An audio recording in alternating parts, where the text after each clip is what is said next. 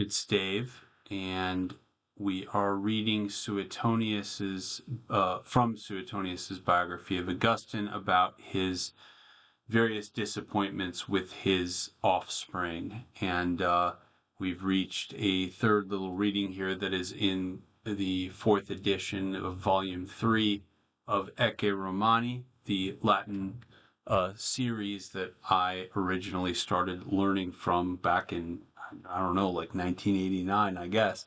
But anyway, let's get right to it here. If you're interested in learning Latin or Greek, check the description, and there's information about how to contact me. This is a side hustle that I'm very passionate about and love to do. It's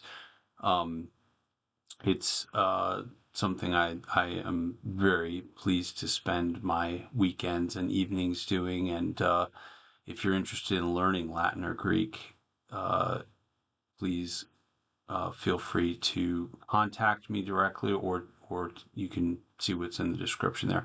Anyway, starting here with relegatae usum vini omnemque delicatiorem cultum ad emit, neque adiri a quoquam libero servoe. Okay, I'm not going to read the whole sentence because it's a very long sentence, but let's just look at the first part here. So the verb is ad emit, he withdrew, or he took away, okay, from the relegata, namely Julia, his daughter. Okay, so this is Augustus. Withdrew from the banished one the use of wine, and omnem delicatiorem cultum, and every finer luxury. Okay, neque, and, so there's going to be a not in here, and not, right? So, and, then jump down here, permissit. He did not permit her, okay, ad iri, this is the passive infinitive, right? Her to be approached, to be visited, basically, right? A quoquam libero servoe, by anyone, free or slave. Nisi se consulto, unless he was asked, or unless he was consulted about it. Okay. Et ita ut certior fieret, and there's a further condition, thus that he might be quite certain. And this is one of those cases where the certior, the comparative adjective, it makes sense to say rather or quite certain rather than more certain. There's nothing to compare it to, right? But so that he might be quite certain, quais aitate, what his age, how old he was, basically, right? What of his age, his height, qua statura, quo colorius, and his color, his complexion, even etiam quibus corporis notis vel cicatricibus, even any marks or scars on his body, of his body, corporis. Okay. So that's very, very, she's under the microscope here. She's not taking any visitors, basically. Post quinquennium demum ex insula incontinentem lenioribusque Paulo conditionibus transtulideam. So jumping down here, so Augustus, again, we're talking about here, he, after 5 years, demum, finally, transtulideam, he brought her across ex insula incontinentem, from the island to the continent, lenioribusque Paulo conditionibus. So, and under slightly more lenient conditions. So he no longer had her on total lockdown, apparently. Nam ut now this sentence is kind of hard, so bear with me here. Nam ut omnino revocaret exorare nullo modo potuit. I'm going to translate up to here first, just because it gets a little tricky.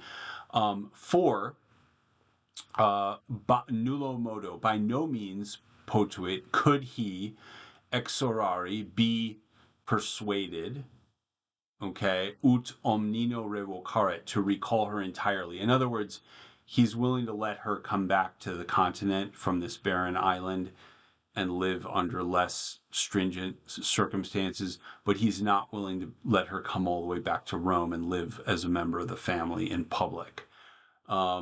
So he could not be persuaded. Is by no means could he be persuaded. Okay, and then this part's interesting. Deprecantis saepe populo Romano et pertinacius instanti, tales filias talesque conjuges pro contione imprecatus. Now, it's a little bit unclear what this means, but the note kind of gives a hint that it appears there is an est missing here at the end, like an implied est. So imprecatus est, that he, so he, just to go back to the beginning again, right? For he could not be persuaded by any means to recall her entirely, and okay, he imprecatus est, he cursed or wished upon deprecanti saepe populo Romano et pertinacius instanti, an often pleading and increasingly insistent, or stubbornly insistent, I should say, more stubbornly insistent Roman people, such daughters and spouses in front of a public assembly. In other words, they are pleading for him to have her come back, and he's saying, yeah, I hope you have to deal with a daughter or a spouse who behaves like Julia does. Okay. Ex nepte, line 16 here. Ex nepte Julia post damnationem editum infantem agnosci alique vetuit. So starting with the verb here, vetuit, he forbade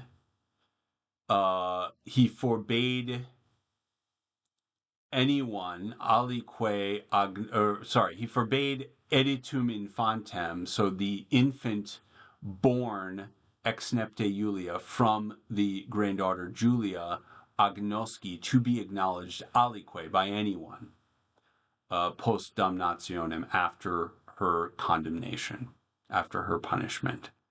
Agrippam nihilo tractabiliorem immo in dies amentiorem in insulam transportavit saepsitque in super custodiam militum. Okay, so jumping to the main verb here, it is transportavit, okay?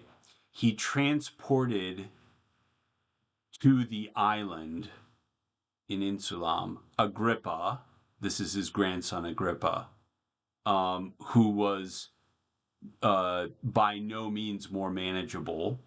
Okay, in fact, immo in dies amentior, he was kind of getting more out of his mind. Amens, right? For the mens is the mind. Amentiorum. He was getting more crazy by the day.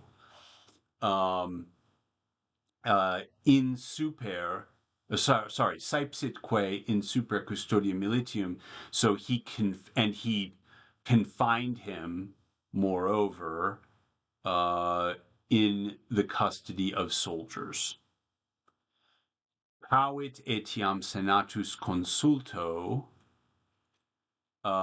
So he was careful, even by a decree of the Senate, ut eodem loci in perpetuum contineretur, that he should be confined or contained, eodem loci, in that same place, in perpetuum, forever.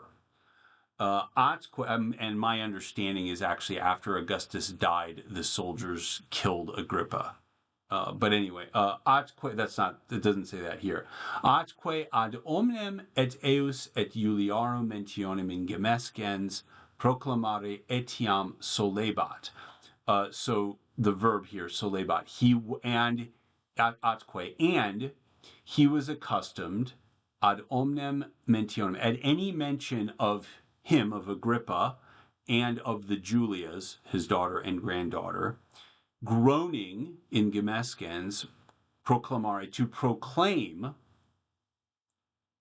And then there's this line in Greek, which is like It is a twist on a line from the Iliad, and it's in meter, and I will try to read it in proper meter here. Let's see if I get it right on the first try. Aitophelon nagamos temenai aganos tepolestai. Okay, tapolestai. Aitophelon nagamos temenai aganos tapolestai. So that's like a full verse of dactylic hexameter. And here what it means is, oh, I wish that I were unmarried and that I were to die, that I would die childless, is what it says. It's slightly different from the actual verse that appears in the Iliad, in which Hector, I believe, is telling Paris or Alexander that he wishes that he had never been born or gotten married.